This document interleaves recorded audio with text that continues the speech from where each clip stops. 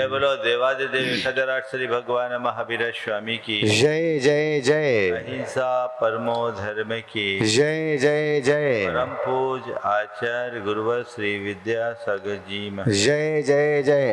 पूजवर मुनि श्री प्रमाण सागर जी महाराज की, पूजवर मुनि श्री संधान सागर जी महाराज की, समस्त मुनि संघ की नमस्ते।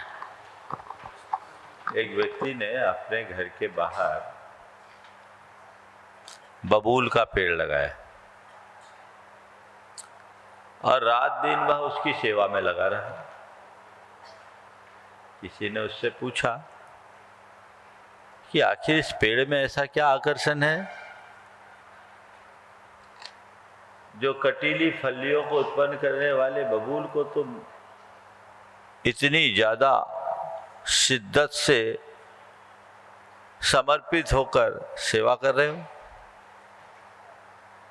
उसने कहा तुम्हें क्या पता, थोड़े दिन रुको, देखना इसमें आम के मीठे फल लगेंगे।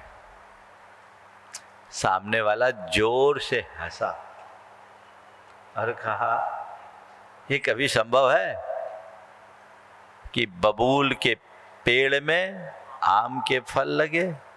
तुम्हें पता है जैसा बोओगे वैसा पाओगे। एक बहुत पुरानी उक्ति है, जैसी करनी वैसी भरनी। As you sow shall you reap. कर्म सिद्धांत की मूल अवधारणा का आधार यही है। सामान्य रूप से हम लोग कहते हैं कि हर मनुष्य अपनी करनी का फल प्राप्त करता है, वो जैसा करता है वैसा फल प्राप्त करता है। जैन दर्शन में इस संदर्भ में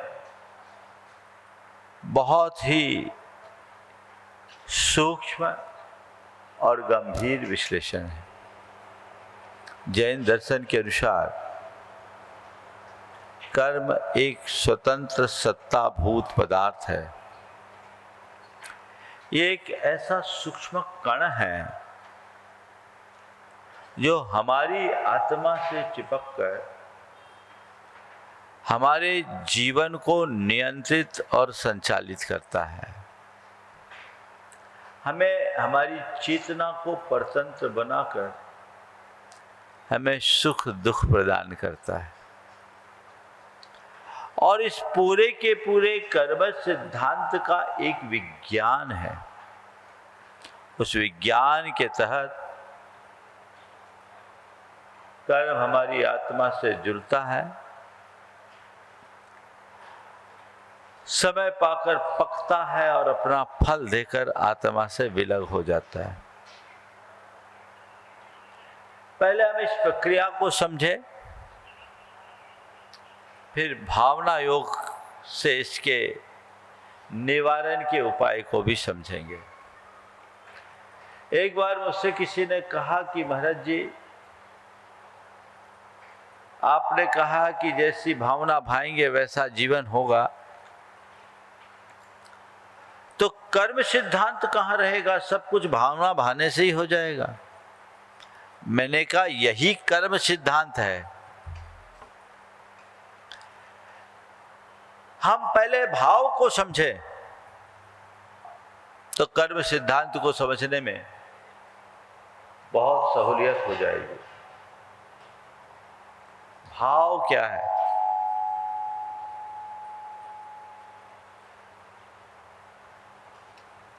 भाव क्या है? प्रायः हम लोग भाव को मनोगत विचार या इमोशन से जोड़ देते हैं, लेकिन नहीं। भाव हमारी चेतना में जमे हुए संस्कारों के सूक्ष्म तरंगों की अभिव्यक्ति है। मन से भाव नहीं होता, मन से केवल विचार होता। भाव हर प्राणी में है, जो हमारी चेतना की परिणति है। वह भाव हम में भी है, पशु पक्षियों में भी है, कीड़े मकोड़ों में भी है और पेड़ पौधों में भी है।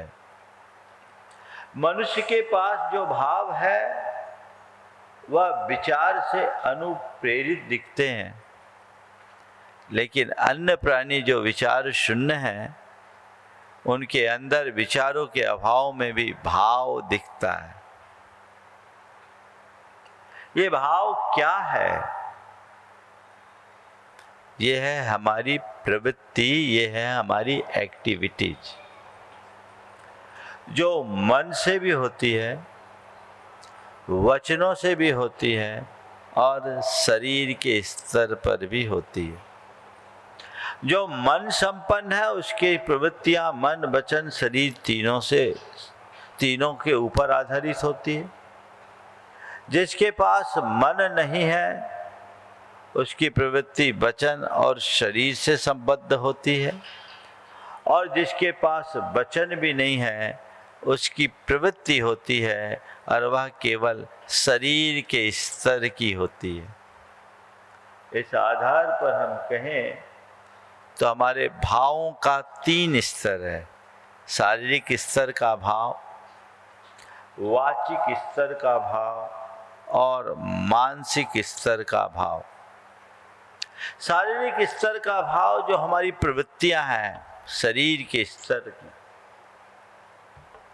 ये सब शरीर के स्तर का भाव है। हम जो बोलते हैं ये हमारी वाचिक प्रवृत्तियां वचन के स्तर का भाव है, और हमारी जो चिंतन धारा और विचारों का प्रवाह है वो मानसिक स्तर का भाव है। इस भाव के प्रभाव से जैन कर्म सिद्धांत कहता है कि हमारे आत्मा में एक विशेष प्रकार का वाइब्रेशन होता है। आत्मा में एक विशेष प्रकार का वाइब्रेशन कैसे? जब हम शरीर से कोई क्रिया करते हैं, वचनों से कुछ बोलते हैं और मन से कुछ विचार करते हैं, यानी हमारे शारीरिक स्तर, मानसिक वाचिक स्तर और मानसिक स्तर के भावों से एक वाइब्रेशन होता है। उस वाइब्रेशन के परिणाम स्वरूप कर्म के जो सूक्ष्म कण हैं,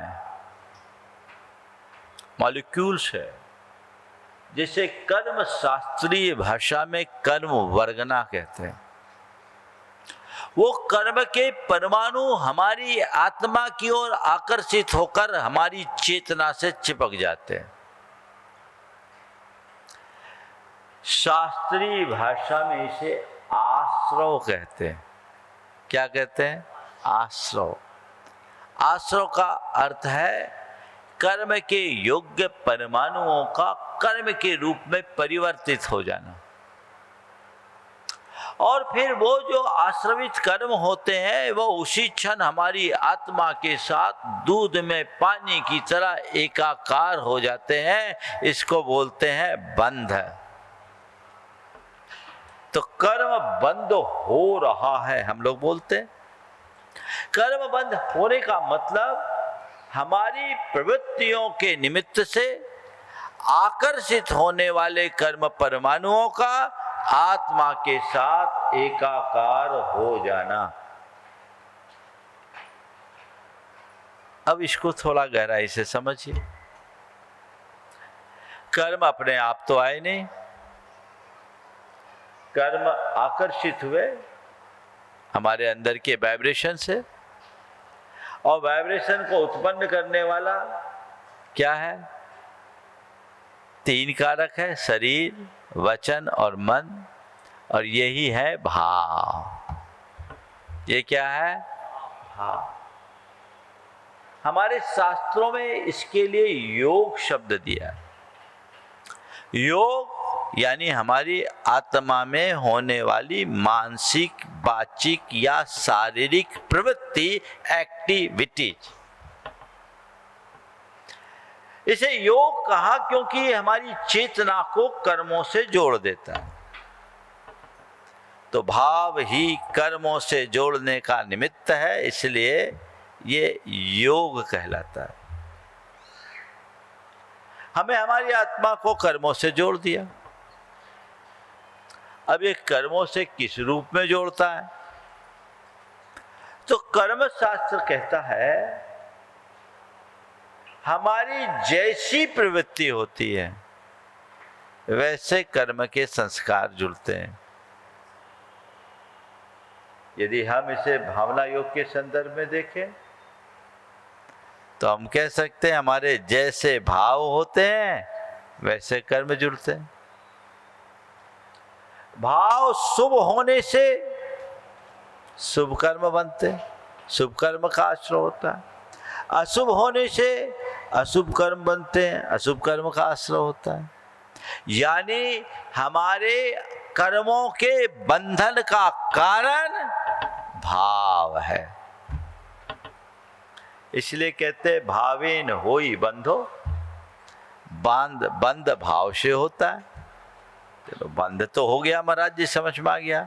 मुक्ति तो भावेन होई मोक्षम च, भाव से ही बंधन और भाव से ही मोक्ष। समझिए बंधन क्या है और मोक्ष क्या है, एक उदाहरण से आपको बताता हूं। जैसे हम किसी व्यक्ति ने मान लीजिए आपसे कोई अपशब्द कहा, स्वाभाविक है प्रतिक्रिया तो होगी। अब प्रतिक्रिया स्वरूप आप उत्तेजित हो गए, आपके मन में क्रोध और क्षोभ हो गया, यानी आपकी चेतना में एक नेगेटिव वाइब्रेशन आया है। इस नेगेटिव वाइब्रेशन के परिणाम स्वरूप क्या हुआ? कर्म का आश्रय हुआ, बंध हुआ। कौन से कर्म का? पाप कर्म का, अशुभ कर्म का। ये बंधन हो गया, आपके भाव को बिगाड़ दिया। भाव से बंध होता है ये तो है ही, भाव ही बंध है ये भी हमारे यहां कहा गया। शुभ भाव का नाम भाव पुण्य है और अशुभ भाव का नाम भाव पाप है। अंदर अशुभ भाव आया यानी पाप आ गया। लेकिन अब आप भावना योगी बन गए और आपके अंदर से एक संस्कार उभरा, मुझे सहज रहना है। इसने जो बोला है मेरे लिए क्या है? ये जो शब्द बोल रहा वो तो मैं हूं ही नहीं, जिसे ये बोल रहा वो मैं हूं ही नहीं, मुझे बोला नहीं। तो जब मुझे बोला नहीं तो मैं इससे ज्यादा प्रभावित क्यों हूं?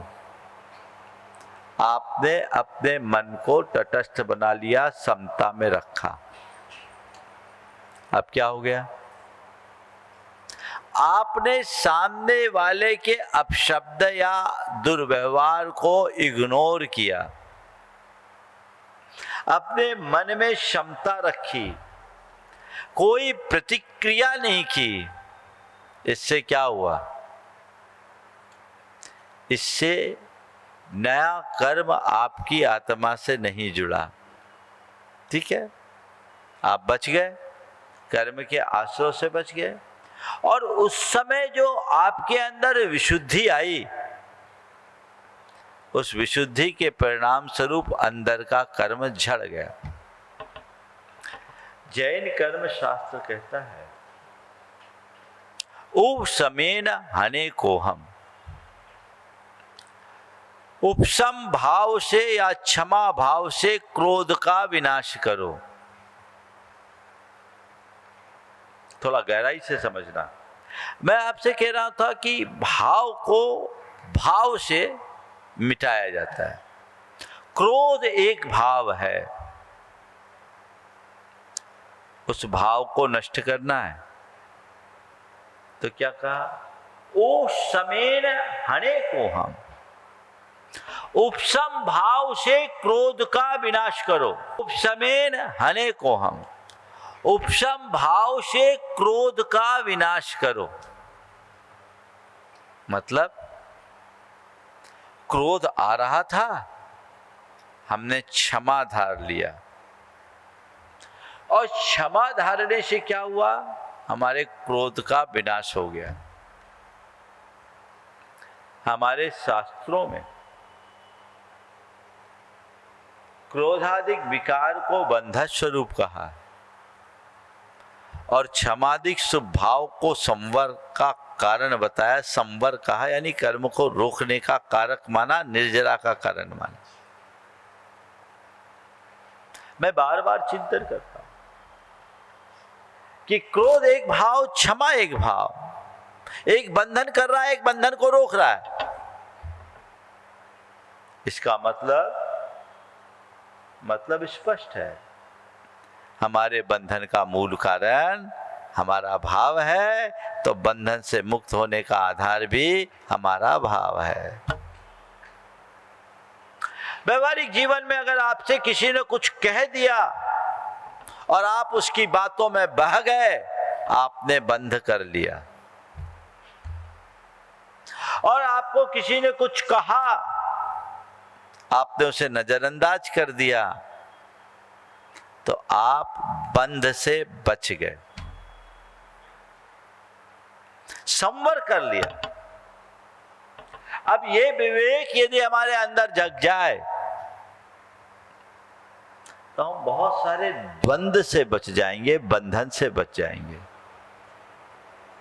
ये विवेक अंतर मन में जागृत होना चाहिए। अपने मन को टटोल कर देखो, ऐसा हम कर पाते हैं? नहीं कर पाते। प्रायः जैसा प्रसंग आता है, हम उसके बहाव में बह जाते हैं, और उसके कारण हमारी चेतना में वैसे कर्म के संस्कार जम जाते हैं। अब एक सवाल, फिर ऐसे तो हम प्रवृत्ति करेंगे, जैसे हमारे भाव होंगे वैसी प्रवृत्ति होगी, जैसे प्रवृत्ति होंगे वैसे कर्म बंधेंगे, जैसे कर्म बंधेंगे तो फिर वही उदय में आएगा, और फिर हमारी वैसी प्रवृत्ति होगी, फिर वैसे ही कर्म बंधेंगे। तो ये चक्र तो चलता ही रहेगा ना। इसको भेदा कैसे जाए, ये बात समझने की। जैसी प्रवृत्ति करेंगे वैसा कर्म बंधेगा, ये बात सत्य है। लेकिन यदि हम चेतना जागृत कर लें, तो कोई जरूरी नहीं कि कर्म के उदय में हम प्रवृत्ति करें ही, उससे प्रभावित होए ही। हमारे शास्त्रों में बताया कि कर्म बंध की जड़ है राग, द्वेष, मोह। क्या है? राग, द्वेष, मोह। ये कर्म बंध की जड़ है। अगर हमारे अंदर राग, द्वेष, मोह होगा तब कर्म बंधेगा, यानी हम चीजों से तभी प्रभावित होते जब राग, द्वेष, मोह होता है। देखिए, आपसे किसी ने कुछ कहा,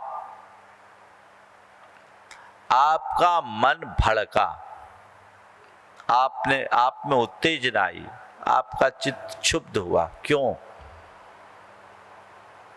उसने मुझसे ऐसा कह दिया। मतलब आपने अपने आप को जो मान रखा उससे राग है। आपने अपने एक इमेज, आपने एक अपनी छवि बना रखी, आपको उससे राग है। ठीक है। और कर्म शास्त्र कहता है, मैं आज थोड़ी गहराई की बात कर रहा हूं, थोड़ा अच्छे से समझना। कर्म शास्त्र कहता है यत्र रागः तत्रैव यत्र रागः पदम धत्ते देशस् तत्रैति निश्चय, कि जहां निश्चितम, जहां राग पांव रखता है द्वेष वहीं आ जाता है। तो मेरा मुझसे राग, मैं इतना बड़ा मुनि, ये समझता क्या है? सारी दुनिया मेरे इशारे पर नाचती है, हजारों भगत मेरे लिए बिल्कुल न्यौछावर होते हैं, और ये मेरे से ऐसा कहता है। ये मेरा राग मुझे क्षुब्ध किया और सामने वाले के प्रति द्वेष उत्पन्न कर दिया। इस राग से द्वेष आया, और फिर मैं वैसा आग्रह बांध दिया, उससे एकदम बहुत ज्यादा जुड़ाव रख लिया, सो मोह आ गया। ये तीनों ने मुझे असहज कर दिए, मेरा कर्म बंध गया। लेकिन यदि मैं तत्वज्ञानी हूं, मेरे मन में किसी से आसक्ति नहीं, न नाम से, न रूप से, न शरीर से, न संपत्ति से, न संबंधी से। अब किसी ने कुछ कहा या कुछ घट गया, और मैंने उस समय ज्ञान का आश्रय लिया कि ये मेरा है ही नहीं, ये तो एक संयोग है। मैं तटस्थ बना रहा, आसक्ति आई, आसक्ति मिटी, राग खत्म। राग नहीं तो द्वेष भी नहीं। उसने मुझे क्या बोला? मेरा है ही नहीं, तो मुझे क्या बोला? द्वेष किसको करूंगा? और राग और द्वेष नहीं तो मोह भी नहीं, और राग द्वेष मोह नहीं तो कर्म का बंध नहीं। सार ये है ना।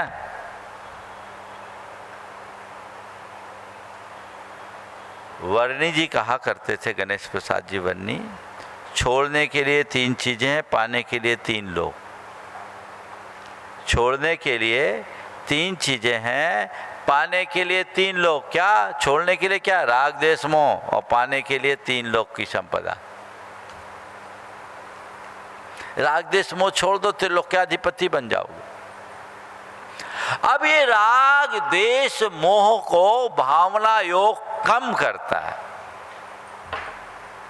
और भावना योग के प्रयोग से हम राग द्वेष मोह को खत्म भी कर सकते हैं।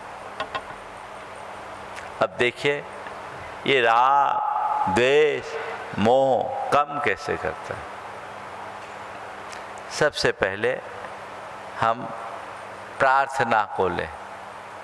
क्या लें? प्रार्थना। जब हम प्रार्थना करते हैं तो हमारे मन में जो कृतज्ञता का भाव आता है, विनम्रता का भाव आता है, वो अनासक्ति के भाव को और बढ़ाता है। और अनासक्ति का भाव बढ़ेगा तो राग घटेगा कि नहीं घटेगा? तो प्रार्थना से अनासक्ति बढ़ती है, राग घटा, द्वेष घटा। प्रतिक्रमण करेंगे हम तो हम क्षमा का भाव मन में जगाते हैं, किसी को भी क्षमा करते हैं, क्षमा मांगते हैं, अपने दोषों का शोधन करते हैं, द्वेष भाव मिटा देता है ना। और राग द्वेष मिटने से मोह तो मिटता ही है। तीसरा कारण प्रमाद है, एक बंध का बड़ा कारण। प्रमाद जो हमें अपने स्वभाव में स्थिर नहीं होने देता। हम जब प्रत्याख्यान करते हैं और बार बार दोहराते हैं संकल्पों को कि मुझे सहज रहना है, शांत रहना है, संयम रखना है, सकारात्मक रहना है, इन बातों को जब बार बार दोहराते हैं तो हमारे अंदर वैसे संस्कार जगते हैं जो हमें तटस्थ रखते हैं, और सामायिक करने से हम अपने स्वरूप में स्थिर होने के अभ्यासी बन जाते हैं। तो ये चारों चरण हमारे अंदर की वीतरागता को वृद्धिंगत करती है, और उससे हमारे जीवन में सहजता और समरसता आती है, सकारात्मकता आती है, शांति आती है, और हम आत्मोन्मुखी बनते हैं। तो ये सब कारक हमें हमारे कर्म बंध से बचा लेते हैं। समझ गए? अब थोड़ा सा ये पूरा सिद्धांत बताया मोक्ष तक जाने का। कर्म झड़ते हैं इनसे और मोक्ष को भी प्राप्त कर सकते हैं। भावना योग की गहराई में जब जाते हैं तो शुद्धात्मा की भावना प्रमुख है, और जब हम शुद्धात्मा की भावना में गहरे उतर जाते हैं तो बाकी सब चीज़ें हमारे लिए विभाव लगने लगते हैं, वैभाविक लगने लगते हैं, तो उनके प्रति हमारा सारा आकर्षण खत्म हो जाता है। वो आकर्षण समाप्त होते ही जीवन की धारा बदल जाती है। मैं उधर अब नहीं जा रहा हूँ, पर ये सब चीज़ें होती है। इनके साथ हम थोड़ा सा विज्ञान को देखें। न्यूरो साइंस और साइकोलॉजी दोनों को ध्यान में हम लें।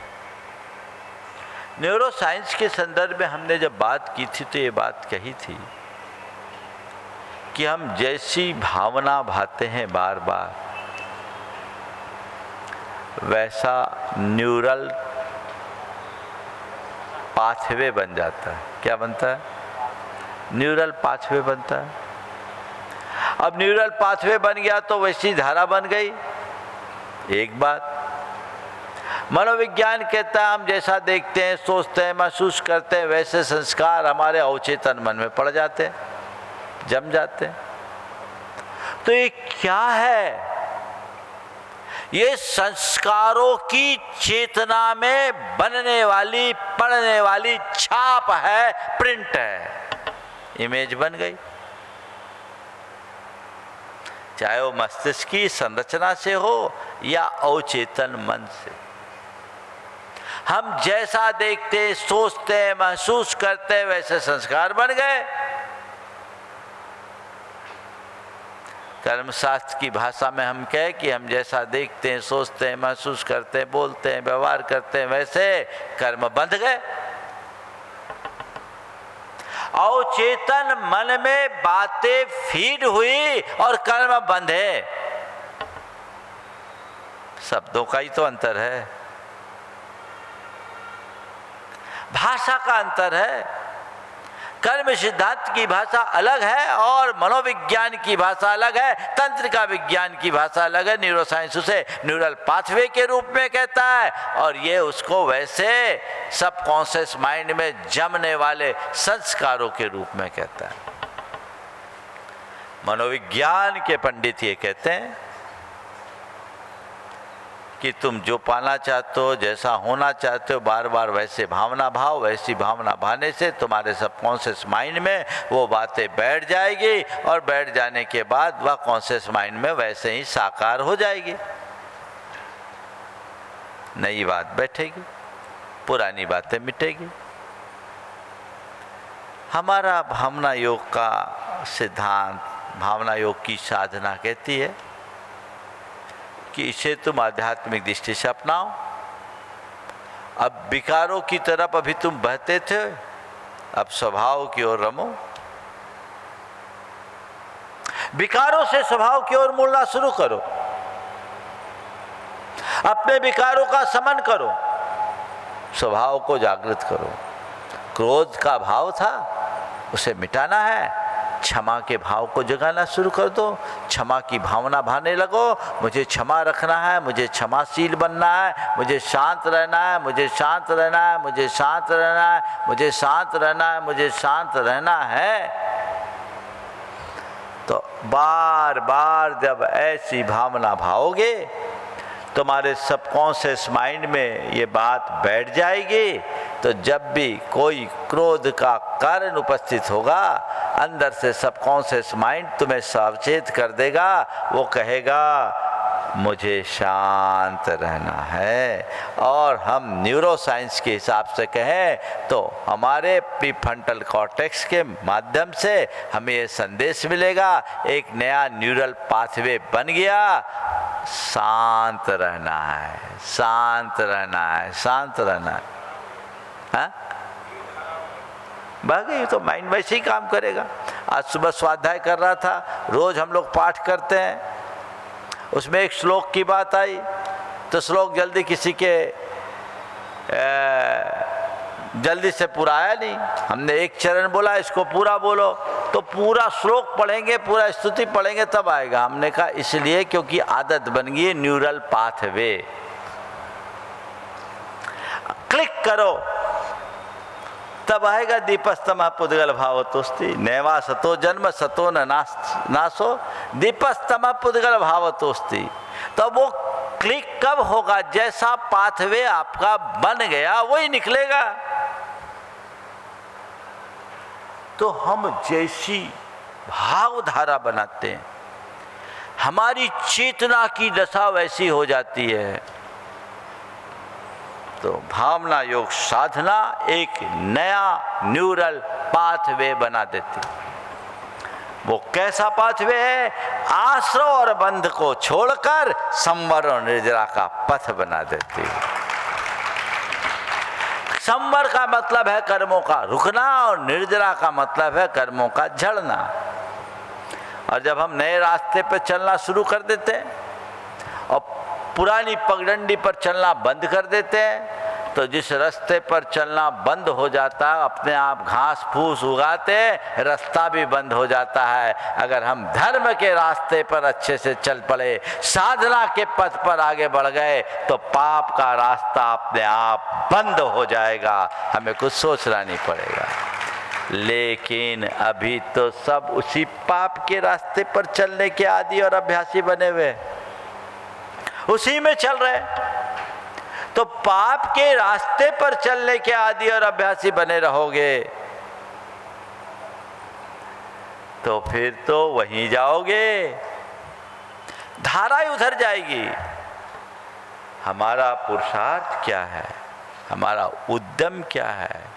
अपनी वृत्ति को मोड़े, भावधारा को मोड़े, अशुभ से शुभ में ले आए। धर्म के विषय में जब बात की गई कि चरित्र का नाम धर्म है, तो चरित्र क्या है? असुहादो विनिवृत्ति सुहे पवित्तीय जान चारित्रम। अशुभ से हटकर अपने आप को शुभ में रमा देने का नाम ही चरित्र है, और यही चरित्र हमारे मोक्ष का आधार है। सिद्धांत को गहराई से समझिए। मुझसे किसी ने कहा, महाराज जी आप भावना योग बोलते हैं, कर्म सिद्धांत में फिट नहीं बैठता दिखता। हमने कहा मुझे लगता है तुमने कर्म सिद्धांत को ठीक ढंग से समझा ही नहीं। कर्म सिद्धांत के बहुत निकट है। एक और गहराई की बात करता हूं जो मैंने पुस्तक में नहीं लिखी। हमारे यहाँ दो शब्द आते हैं, कर्म और नौकर्म। नौकर्म है ना, समझो, एक बहुत गहराई चिंतन की बात कर रहा हूं। कर्म तो हमारे अंदर के संस्कार हैं। कर्म के अलावा कुछ विशेष परमाणु समूह हैं जिसको नौकर्म कहते हैं। मॉलिक्यूल्स है, पुद्गल, मैटर के। वो क्या करते हैं? उससे हमारा शरीर बनता है। वो हमारे मानसिक और वाचिक स्पंदनों में सहायक बनते हैं, हमारे विचार, हमारे शब्दों में कारक बनते हैं, हमारी इंद्रियों की पुष्टि करते हैं। शरीर, इंद्री, श्वास प्रश्वास, मन, वाणी, इन सब को पुष्ट करने वाले परमाणु समूह को नौकर्म कहते हैं। सबसे मजे की बात यह है कि भावों के बल पर कर्म तो आते ही हैं, नौकर्म भी आते हैं। नौकर्म, कर्म क्यों? नौकर्म क्यों आ रहे? भाव माने योग, योग से आकर्षित होते हैं। और शास्त्रों में बताया कि जैसा योग होता है वैसे कर्म आते हैं, और वैसे ही नौकर्म आते हैं। जगन मध्यम उत्कृष्ट योग के कारण वैसे नौकर्म के परमाणु आते हैं। तीर्थंकर परमात्मा के विषय में कहा कि केवल ज्ञान होने के बाद लोक के सारे उत्तम परमाणुओं को आकर्षित करते हैं। जब मैं इस पूरे सिद्धांत को गहराई से विचार करता हूं तो पाता हूं कि हमारे भावों से कर्मों के साथ साथ नौकर्मों का संबंध है, यानी जितने उत्तम भाव होंगे उतने उत्तम नौकर्म के परमाणु हमारी ओर आकर्षित होंगे।